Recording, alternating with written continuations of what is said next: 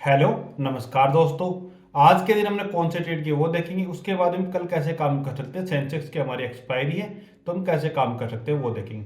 उससे पहले मैं आपको डिस्क्लेमर दे दूं, ये वीडियो मैं सिर्फ एक एजुकेशन पर्पज के लिए बना रहा हूँ। अगर आपको ट्रेडिंग करना हो तो पहले अपने फाइनेंशियल एडवाइजर से एडवाइस लो। अब चलो वीडियो को आगे स्टार्ट करते हैं। तो यहाँ पे आप देखोगे तो मार्केट के अंदर मैंने क्या किया, आज के दिन दोनों साइड कॉल ही शॉर्ट किया, क्योंकि कल के दिन मार्केट के अंदर सेलिंग आई हुई थी। और मैंने आपको यही बोला था वीडियो के अंदर भी कि हमें मार्केट में डाउन साइड के लिए ट्रेड देखना, तो मैंने भी डाउन साइड के लिए देखा। मैं ये नहीं बोल रहा हूँ कि मार्केट अप साइड में गया है और मैंने अप साइड के लिए ट्रेड देखा, बिल्कुल भी नहीं देखा। मैंने दोनों टाइम कॉल को ही यहाँ पे सेल किया था। तो मुझे क्या हुआ, एक ट्रेड में मुझे लगभग 1700 रुपये का लॉस हो गया, तो एक में मुझे 1950 रुपये का प्रॉफिट हो गया, और मुझे लगभग 200 रुपये के आसपास का प्रॉफिट हो गया। तो ये भी मेरा कोई प्रॉफिट नहीं हुआ, इतना तो मेरा ब्रोकरेज ही हो गया नॉर्मल। तो आज के दिन में ब्रेक ही हूँ, लेकिन हुआ क्या देखो मार्केट के अगेंस्ट थे, बिल्कुल बोल रहा हूँ, मार्केट अप साइड में जा रहा था और मेरी ट्रेड भी डाउन साइड के लिए थी, लेकिन मेरे लॉस नहीं हुआ, क्योंकि मैं हेजिंग करता हूँ साथ में कि किस तरीके से ट्रेड करना है वो प्लान करता हूँ, तो थोड़ा सा वहाँ पे बच जाते हैं। अब चलो हम थोड़ा देख लेते हैं चार्ट के ऊपर चल के कि हमने कैसे प्लान किया था और क्या क्या हुआ। तो सबसे पहले बता दूं, मैंने टेलीग्राम चैनल के ऊपर डाल दिया था कि अगर इस ब्रेकआउट से ऊपर आता है तो मार्केट में हम अपसाइड के लिए ट्रेड का प्लान कर सकते हैं, लेकिन बहुत कम क्वांटिटी के साथ में। लेकिन मेरा होता क्या है कि मेरा जो पहले वाले दिन का प्लान होता है उसी डायरेक्शन में मैं ज़्यादा बैठता हूँ। कभी भी मैं दोनों डायरेक्शन की ट्रेड का प्लान बहुत कम करता हूँ। अगर मैं डायरेक्शनल बैठ रहा हूँ तो मैं एक ही डायरेक्शन में फिर ट्रेड करता हूँ। तो मैंने इस मूवमेंट को कैप्चर करने की बिल्कुल भी कोशिश नहीं की। मेरा टारगेट ये था कि मार्केट में मैं नीचे की साइड में ट्रेड का प्लान करूँ, तो वो मेरा बिल्कुल गलत हुआ। तो चलो वो ब्रेक इवन आज के दिन रह गया। लेकिन जिसने भी यहाँ पे किसी भी देख के लिया होगा कि अपसाइड के लिए ट्रेड, चलो ट्रेड लाइन को ब्रेक करा तो हम अपसाइड के लिए ट्रेड ले लें, तो अच्छा खासा प्रॉफिट भी उनसे मिला होगा। अगर आपने अभी तक मेरा व्हाट्सअप चैनल या फिर टेलीग्राम चैनल ज्वाइन नहीं किया है तो लिंक मैंने डिस्क्रिप्शन में दे दिया है, वहाँ से आप जाके ज्वाइन कर सकते हो। वहाँ पे चलो अभी तक मैंने कोई ट्रेड नहीं दिया, ऐसे ही नॉर्मली बताता हूँ, लेकिन अब मैं कल से एक दो ट्रेड भी आपको वहाँ पे देने स्टार्ट करूँगा। अब चलो हम इसको डिलीट कर देते हैं, कल के दिन देखते हैं कल के दिन हम कैसे काम कर सकते हैं इस ड्राइंग को डिलीट करके। तो सबसे पहले अब हमें बिल्कुल भी ये नहीं देखना है कि मार्केट में नीचे की साइड में मूवमेंट आ सकता है, अब हमें अप साइड के लिए ही प्लान करना है। क्यों करना है? क्योंकि मार्केट में आज के दिन अच्छा खासा मूवमेंट अप साइड में आया है, तो ऐसा मूवमेंट आने के बाद में मार्केट में हमें अप साइड के लिए ट्रेड का प्लान करना है। अब चलो हम देखते हैं कैसे काम कर सकते हैं। तो ये एरिया हमारे लिए एक रजिस्ट्रेशन था, क्योंकि पहले यहाँ से सेलिंग आई हुई थी। कौन सा? 26,240।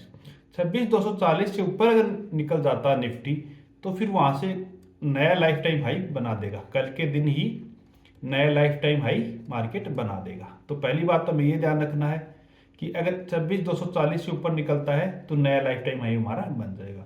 दूसरा, डिप मिलता है कोई हमें, तो डिप कहाँ तक मिले ये एरिया हमें मार्क रखना है, जो है 26,040, जो बड़ा सपोर्ट है 26,040, ये हमारे लिए बड़ा सपोर्ट का काम करेगा।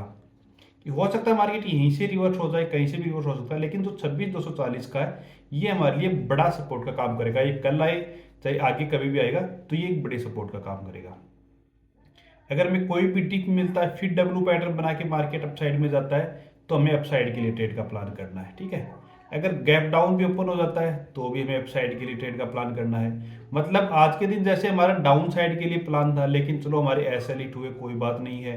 किसी ने चलो प्लान उसी तरीके से किया होगा, चलो मेरे को प्रॉफिट मिला फिर वो ब्रेक हुआ, तो हो सकता है किसी की यहाँ पे एस एल बीट हो गई होगी, या फिर सुबह किसी ने टेलीग्राम चैनल को देख लिया होगा तो उसे प्रॉफिट भी वहाँ पे अच्छा खासा मिल गया होगा।